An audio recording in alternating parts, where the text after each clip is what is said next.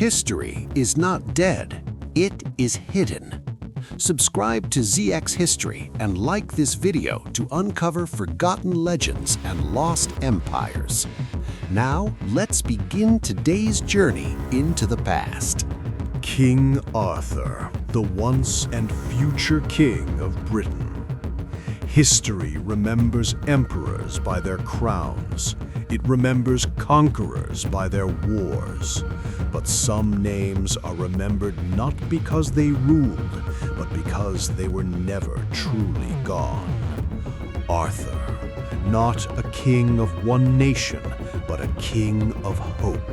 A name whispered in battlefields, monasteries, and royal courts for more than 15 centuries. Was he real, or was he the greatest legend ever forged by a broken land? To find the truth of King Arthur, we must travel back to a time when Britain was bleeding, leaderless, and afraid. Britain after Rome, AD 410. In the year 410 AD, the Roman Empire officially abandoned Britain. After nearly 400 years of Roman rule, the legions marched away, never to return. What they left behind was chaos. Roads crumbled, cities emptied, trade collapsed, Roman law vanished almost overnight.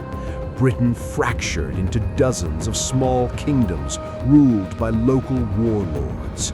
And from across the sea came new enemies, the Angles, Saxons, and Jutes, invading in waves from what is now Germany and Denmark. By 430 AD, much of eastern Britain had fallen.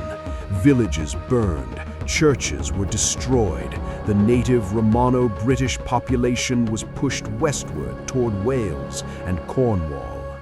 Britain needed a defender, and this is where the shadow of Arthur first appears. The first historical trace, 540 AD. The earliest written reference to Arthur does not come from fairy tales or medieval romances. It comes from a monk. Around 540 AD, a British cleric named Gildas wrote a work called De Excidio et Conquestio Britanniae, on the ruin and conquest of Britain.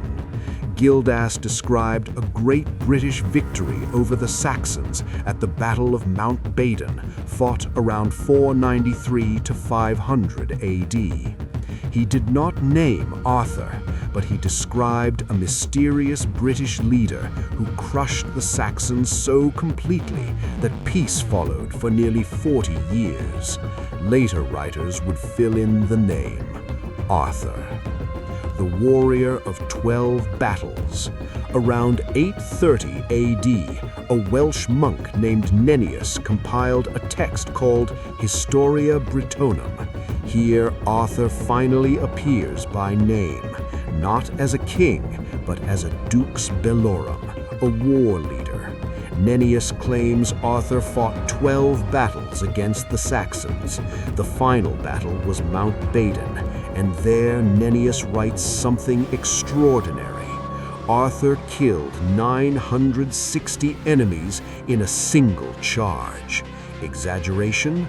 Almost certainly, but legends do not grow from nothing. Was Arthur a king?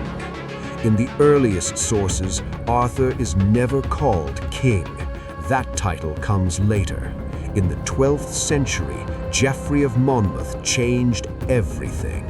Geoffrey of Monmouth, 1136 AD. In 1136 AD, Geoffrey published Historia Regum Britanniae, the history of the kings of Britain. This book transformed Arthur from a shadowy war leader into a world-conquering monarch. According to Geoffrey, Arthur was born around 465 AD. His father was Uther Pendragon, High King of Britain. Arthur was conceived through magic, deception, and destiny. Merlin, the enigmatic prophet, used sorcery to disguise Uther so he could enter the castle of Tintagel and sleep with Igraine, the wife of Duke Gorlois. From this union, Arthur was born, a child born of war and magic. The Sword in the Stone. After Uther's death around 595 AD, Britain fell again into chaos. No clear heir existed. Then, according to legend, a miracle appeared. In a London churchyard stood a stone. Embedded in it was a sword. Inscribed were the words, "Whoso pulleth out this sword of this stone is rightwise king born of all England." Many tried, all failed, until a boy, barely 16 years old, pulled it free with ease. Arthur, not by strength, but by destiny. Excalibur. In some versions, the sword in the stone is Excalibur. In others, Excalibur is a separate blade, forged on the mystical Isle of Avalon, given to Arthur by the Lady of the Lake. Excalibur was no ordinary weapon. Its blade never dulled. Its scabbard prevented its wearer from bleeding. As long as Arthur bore Excalibur, he could not be defeated. The Round Table. Arthur knew that power alone could destroy a kingdom, so he did something revolutionary.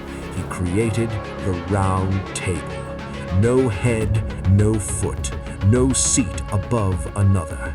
At this table sat the greatest knights of the age: Lancelot, Gawain, Percival, Galad, Tristan.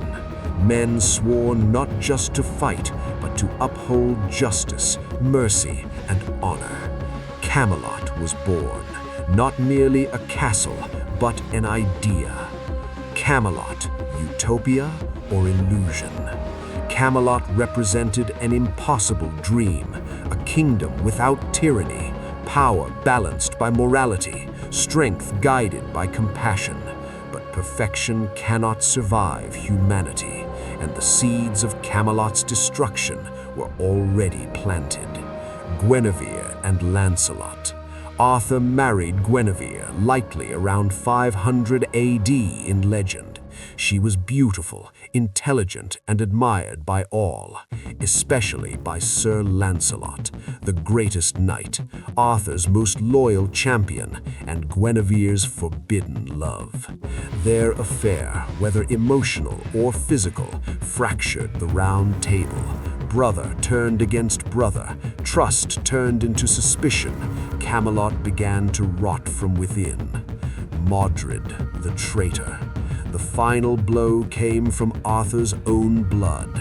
Mordred, in some versions Arthur's nephew, in darker versions Arthur's illegitimate son, born from an unknowing incestuous union. Mordred betrayed Arthur. While Arthur campaigned abroad, Mordred seized the throne and declared himself king. The Battle of Camlann in 537 AD. The final confrontation came. In Camlann, Arthur faced Mordred. The kingdom faced itself. The battle was catastrophic. Knights slaughtered knights. The Round Table was annihilated. Arthur struck Mordred down, but not before receiving a mortal wound. The Last Journey. Dying, Arthur ordered Excalibur returned to the Lady of the Lake. A hand rose from the water and took the sword. Arthur was carried to Avalon, not to die, but to sleep. The once and future king. Legend says Arthur did not die. He waits. When Britain needs him most, he will return. This belief endured for centuries. Kings claimed descent from him. Rebels invoked his name. Poets immortalized him, because Arthur was never just a man. He was hope forged into legend. Was Arthur real? Modern historians debate endlessly. Some suggest Arthur was a Romano-British cavalry officer. Others believe he was a composite of multiple war leaders. Some argue he never existed at all. But archaeology tells a different story. Hill forts were rebuilt in the late 5th century. Saxon expansion paused suddenly. Something or someone stopped them, and legends do not rise without reason. Legend greater than truth. Perhaps Arthur was real. Perhaps he was many men. Perhaps he was none. But his story survived when empires fell. Because in times of darkness, humanity does not search for facts, it searches for meaning.